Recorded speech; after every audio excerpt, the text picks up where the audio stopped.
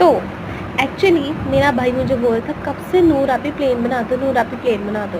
तो मैंने कहा चल यार तुझे प्लेन बना ही देती हूँ। तो मैंने चलो इसको ना प्लेन बना के दिया। तो मैं आप लोगों से वीडियो शेयर कर रही हूँ कि मैंने प्लेन कैसे बनाया। तो आप लोग देख सकते हो मैंने किस तरह से प्लेन को बनाया है। और मेरा भाई मुझे इतना तंग करते कहता जल्दी बना के दे, जल्दी बना के दे। तो मैंने फटाफट से उसको फिर प्लेन बना के दिया। और यहाँ से मुझे थोड़ी सी मिस्टेक हो गई थी, फिर मैंने उसको ठीक किया। आप लोग इसको घर में बना सकते हो और अपने छोटे भाई को दे सकते हो। ये बहुत ही अच्छा बनता है और ये उड़ने में बहुत ज़्यादा अच्छा होता है। मैं उड़ा के मैं भी दिखाती हूँ, ठीक है। मैं यार बहुत ज़्यादा तंग आ गई थी उससे। वो मुझे पीछे से आवाज़ मार रहा था, नूर नूर नूर जल्दी बना दे यार। तो मैंने उसको फटाफट से बना के दे दिया।